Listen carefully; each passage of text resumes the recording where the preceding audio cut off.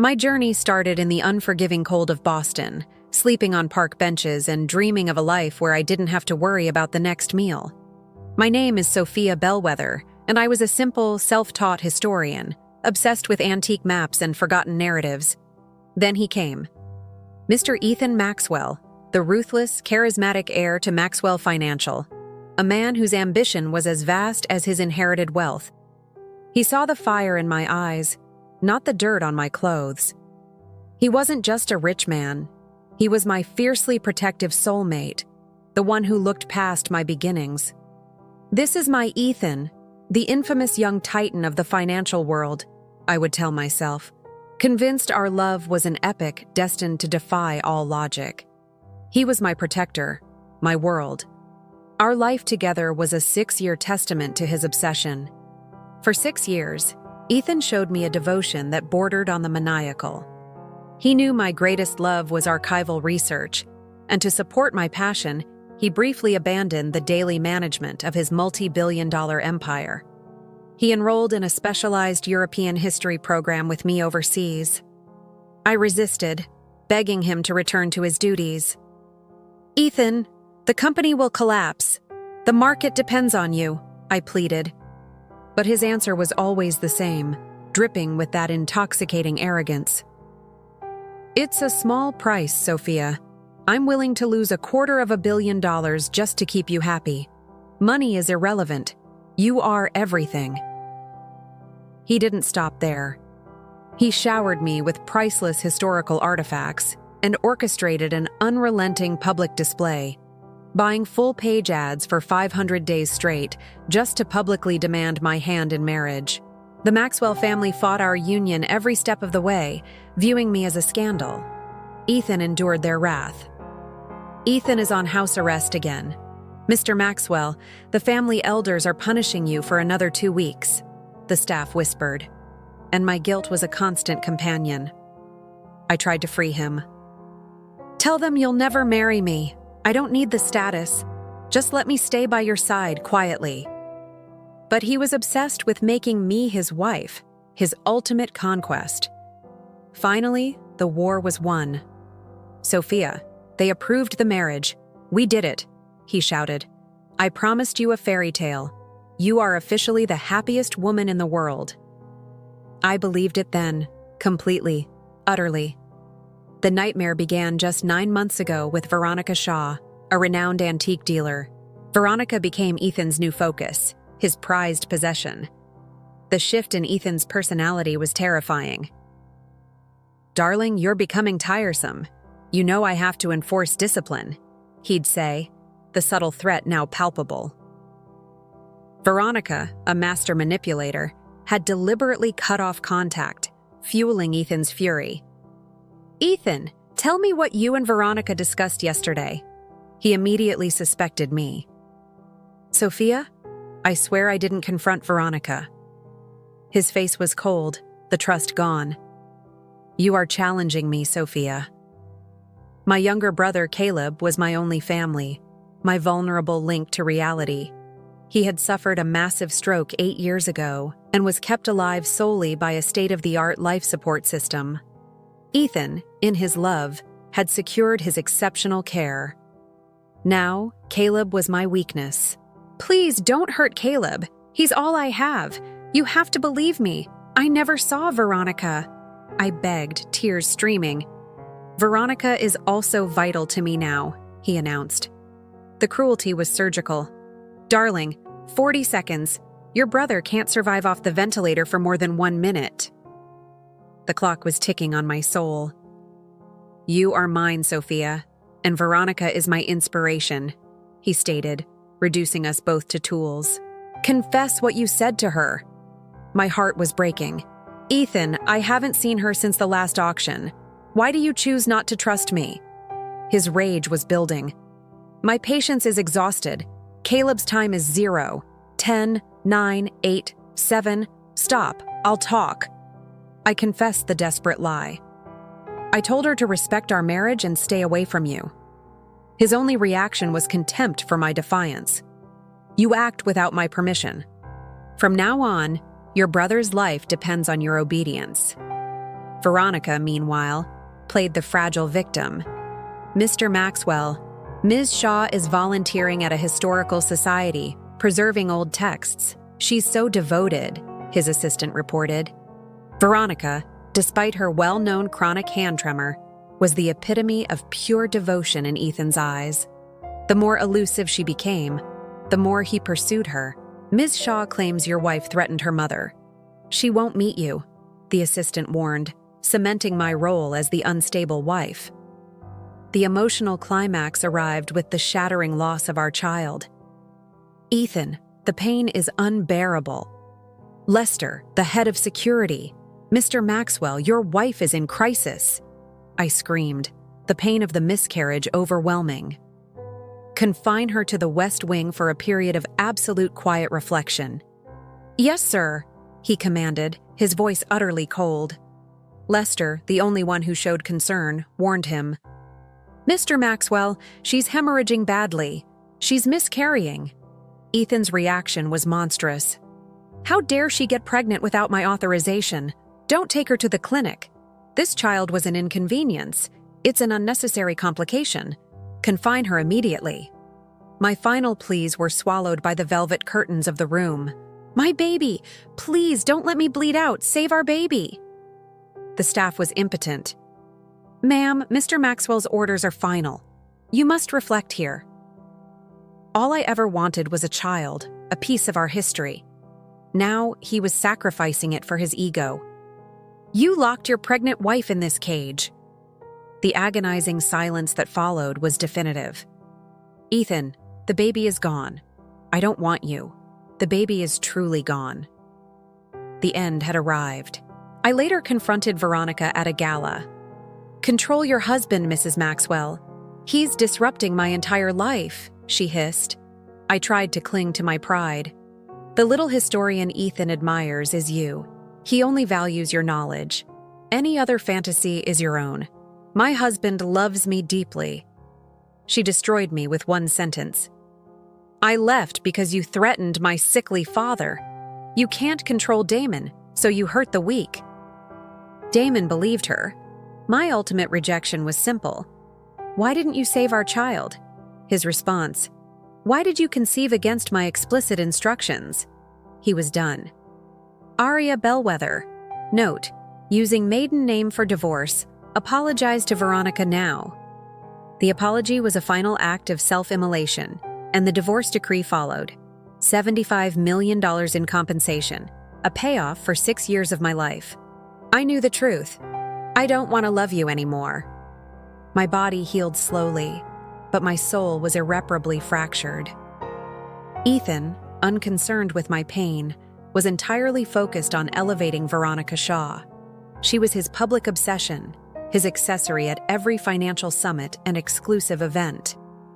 Please meet Veronica Shaw, the woman who understands my history, he'd declare, his words a painful echo of the titles he once reserved for me. The media was predictably captivated.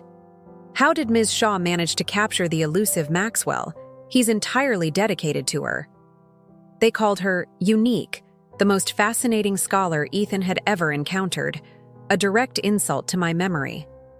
Their public affection was a constant, vicious slap in my face. Veronica, the antique dealer, played her role perfectly. Ethan, look at this rare document I found. Incredible! And this map, too, she'd say, flaunting her knowledge.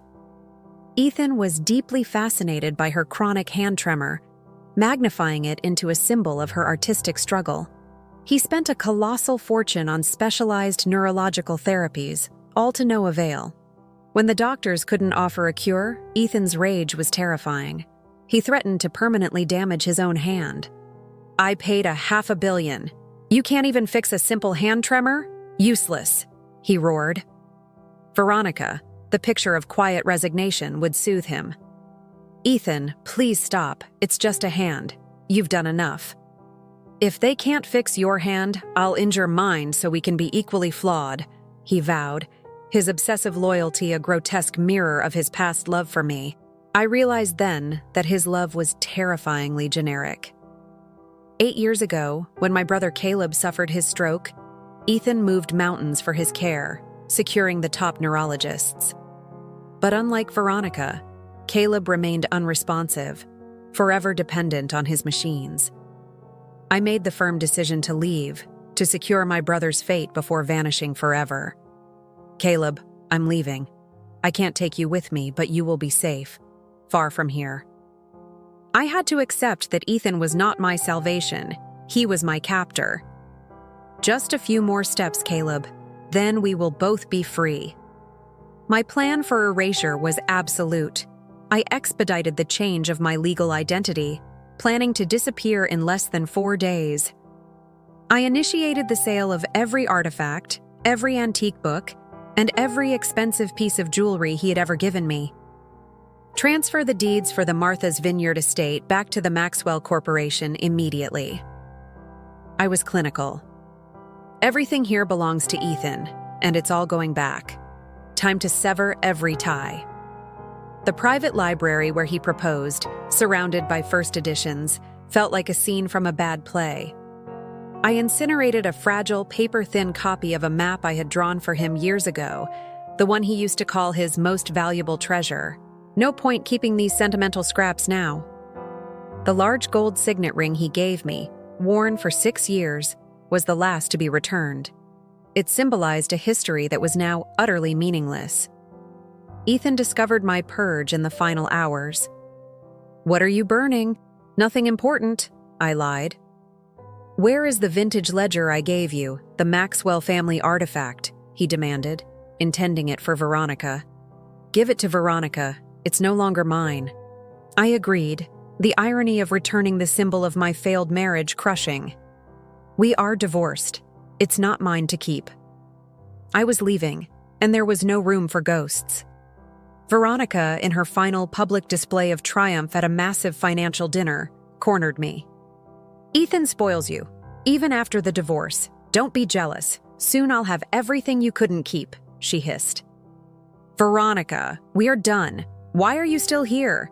Ethan doesn't want you. Stop being pathetic." I walked away, but she pursued. "I'm leaving. Stop the pretense. You never returned the ledger." She claimed the prize. "I took what is mine. Sophia Bellwether, I won't let a discarded wife ruin my ascension." "What are you doing?" she shrieked, executing a flawless dive down a short flight of stairs. "She attacked me. She wanted to destroy the ledger rather than give it to me. She threw herself down the stairs to frame me," she cried, playing the victim perfectly. Ethan, already blind, only saw my treachery.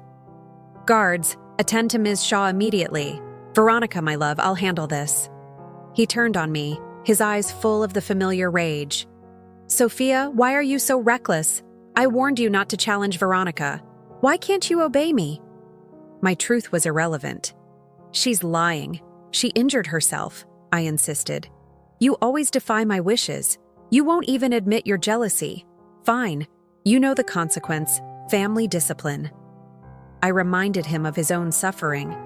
"Ethan, you preferred to be flogged by your grandfather than abandon me." He was beaten 50 times by his grandfather. "I will marry her, Grandpa. I will never marry another," he had declared. Now he was the executioner. "Ethan, what do I represent to you?" I whispered, my spirit broken. He simply ordered me to apologize to the furious Veronica. His staff, hardened by years of silence, offered the cold truth. "Mr. Maxwell only wants compliance. If you want to stay, you must be the perfect pet." I finally understood the dark symmetry. Ethan was an obsessive, cruel patriarch. I was his puppet. Veronica was simply a better current version of the obedient wife he demanded. The public humiliation was swift. The pathetic ex-wife, clinging to a man who discarded her. "Beggar," they sneered. Ethan, in a flare of residual possessiveness, stopped them. "Anyone who mocks my wife will regret being born." But the damage was done. I realized that my obedience had made me a monster. I made my final silent resolve during a massive corporate event where Veronica was giving a historical lecture. This ends now.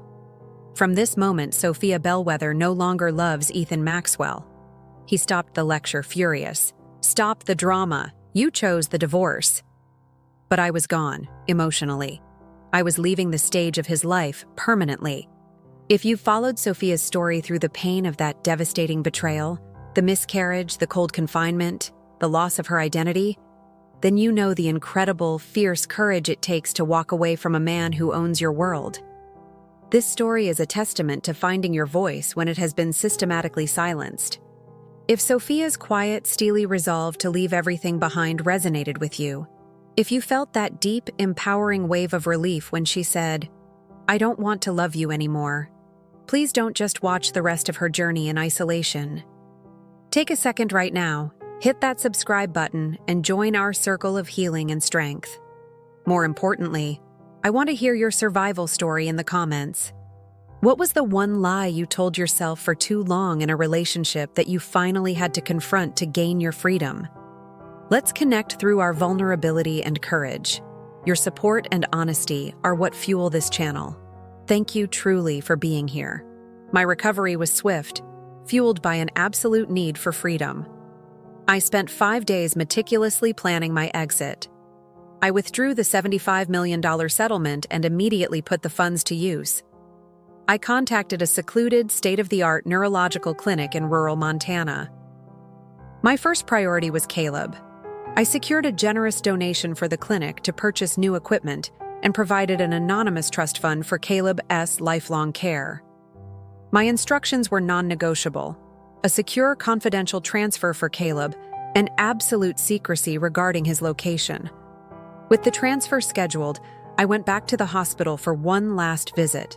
The sense of foreboding was immediate and suffocating. "Stop! You are not authorized to enter. Leave this restricted area," the guards barked.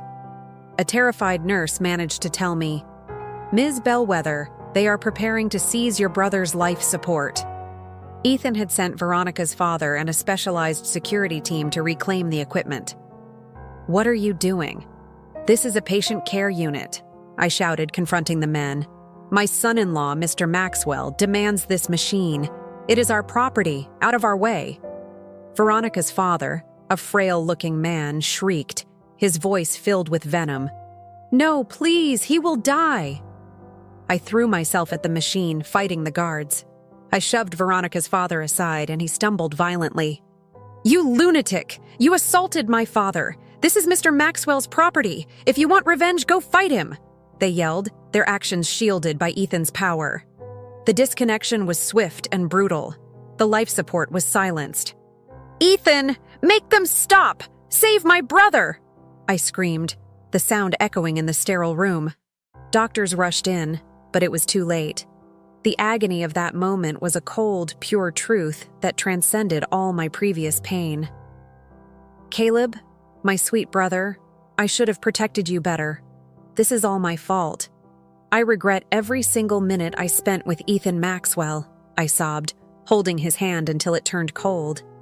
"Caleb, I'm taking you home. We're going to be free." I handled his cremation with a terrifying sense of calm, feeling like a disconnected spectator in my own life. "He won't suffer anymore. Now, we can leave this entire nightmare behind."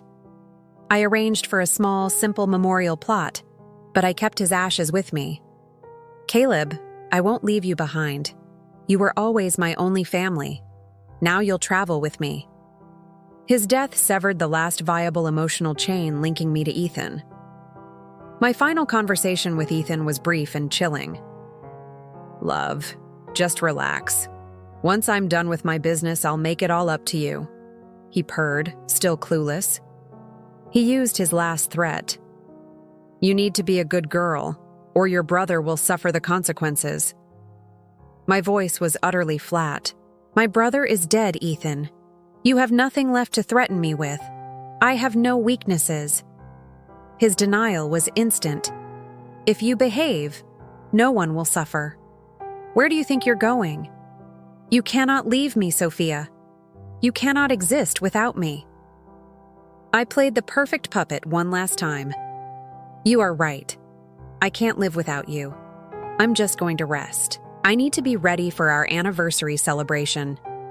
The escape was immediate. "Ms. Bellwether, Your financial closure is complete. Understood. Caleb, we can go now. I booked a one-way flight to Country D. Flight SA-901 is now boarding at Gate 12. Last call for passengers. With my new identity and my brother's ashes, I felt a clean, exhilarating sense of finality. Caleb, be happy for me. I am no longer defined by Ethan Maxwell. I am finally free. Ethan Maxwell, may we never cross paths again. Ethan, meanwhile, was preparing an elaborate spectacle for our 7th anniversary, convinced he could buy my return. Mr. Maxwell, the venue is ready. The antique gifts are all in place, his staff confirmed. Sophia will be so moved, she'll cry in my arms, he gloated. The discovery of my absence was catastrophic. Mrs. Maxwell is not home, sir. All her files are gone. His world shattered. She abandoned me. I was her everything. Where will she go? He demanded immediate action. Find her. I refuse to believe she'd abandon Caleb. The ultimate truth, delivered by his terrified staff, finalized his breakdown. Mr. Maxwell, all records are wiped. Your wife is gone. And, sir, her brother, he passed away several days ago. Damon erupted in a terrifying primal rage. How could he die? I paid for the best care. Sophia, you set me up. You faked his death. You think I won't find you? I will use every resource. I will track you down to the ends of the earth. Sophia Bellwether, stop this pathetic charade. If you won't come back, then stay gone forever. His desperate roar was the last sound I would ever hear from the gilded cage I had escaped. Ethan's grief was a volatile, destructive force. Veronica Shaw, still trying to cement her position, approached the shattered tyrant. Ethan, what are you doing? I'm here now. Why the fuss about Arya's anniversary? She demanded, challenging his loyalty. His eyes were devoid of emotion. You were nothing but a distraction, Veronica. My favor gave you status. Without it, you are less than dust. You dare compare yourself to my wife? Faced with his cruelty, Veronica threatened to leave, but he seized her, his grip like iron. You are my property in this game, Veronica. You do not get to quit. His search for me began with brutal retaliation against those who helped me. Mr. Maxwell, the investigation is complete. Mrs. Maxwell cremated her brother, sold the vineyard estate, and severed all ties. She wants to vanish, his lead investigator confirmed. Ethan's vengeance was swift. Arrest Veronica Shaw's entire family. Sophia, I will avenge you. He found the undertaker who handled Caleb's cremation. Where is the memorial designer? Tell me. Arya left money for daily flowers. If he returns, name your price. Ethan's cruelty against Veronica was immediate and relentless. He had her family imprisoned and then inflicted the same pain I had suffered. He subjected her to public humiliation and freezing confinement, demanding she apologize to my ghost. You made Sophia suffer, now pay the price. He then crippled her father and commanded his staff to force Veronica to fall down the staircase every day until I returned or she died. Listen closely. This is only the beginning. I must repay the debt of pain I owe Sophia. Meanwhile, I settled into my new, quiet life in Country D, a small university city far from the financial world. I adopted the identity Clara Solis. Ethan knows my routines. This obscurity is my only security. The past is fading, I reflected, finding a deep, restorative peace. I kept only a single, heavily researched antique map fragment he had once given me, a tangible link to my lost passion. My first meaningful connection was with Lucas Thorne, a kind, steady professor of anthropology. Hello, I'm Lucas Thorne, your downstairs neighbor. Your work with historical maps is truly inspiring. They tell such a powerful story. I was guarded. I'm new here, Mr. Thorne. I prefer a solitary life. Ethan's obsession, however, knew no bounds. He was eventually released from custody after his grandfather, the true architect of the family's misery, intervened. Ethan eliminated the gossips and then faced his betraying uncle.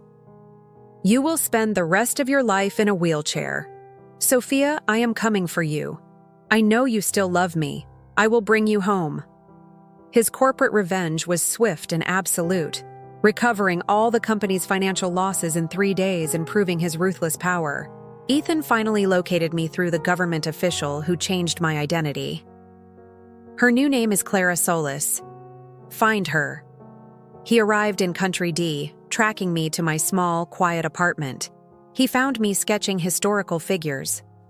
Sweetheart, I'm here to take you home. Clara, you are my ex-wife. I introduced him to Lucas. Ethan, we are finished. Please leave. He was desperate, seeing the genuine warmth Lucas offered. I can explain everything. Chloe was just a passing thing. We can try for a child now. I only love you. I stared at him, my heart cold. I don't love you anymore. You can lock me up, but my heart is gone. He saw the finality of my truth and the depth of my peace. He left, the man who once controlled my world now broken by my simple absence. I continued building my life, refusing to look back. Lucas Thorne became my partner in a small, local historical society. Clara, this archive room is perfect for your research. You should teach a seminar, he suggested. Ethan, however, refused to quit. He moved into the apartment across the hall, sending daily gifts and historical documents, desperately trying to recreate the past. Little historian, I brought you a rare 18th century map. We are neighbors now. I'll bring you gifts every day. I remained unmoved. Ethan, stop wasting your time. Your gifts mean nothing. I stopped loving you a long time ago. On what would have been our 7th anniversary, I ended the charade. Ethan, you can come in. Today is the end. I gave him my 3 impossible wishes. I wish my brother were alive. I wish my child were safe. I wish for all the cruelty to be undone. We are done. My only wish is that you vanish from my life forever. He was devastated. You're lying. You still have that old map fragment I gave you. You still care. I placed the map in a small trash bin. It means nothing. It's time for a new history. A few days later, his assistant found me. Ms. Solis, Mr. Maxwell suffered a grave car accident. He's in a deep coma, calling your name. For the 6 years you shared, please, go see him. My resolve was absolute. I am not Mrs. Maxwell. I will not give him false hope. His fate is his own. Ethan, in a terrifying display of his grandfather's ruthlessness, was the victim of a final assassination attempt orchestrated by the old man and Veronica. Ethan, upon briefly waking, signed his final will, transferring all his assets to me. Will, all my wealth goes to Sophia Bellwether now. He then left the hospital, beginning a solitary, desperate journey to retrace our past. He fell from a seaside cliff while retrieving a photo album of our early, innocent days. His assistant delivered the final news and a small, worn antique map. Mr. Maxwell passed away. He left everything to you. He wished for you to create a foundation for historical preservation and research, in your name. My final words were whispered to the empty air. I will use the money for its purpose. Rest in peace. May we never meet again. My peace was complete, bought by the cruel, final sacrifice of the man who had loved me and destroyed me.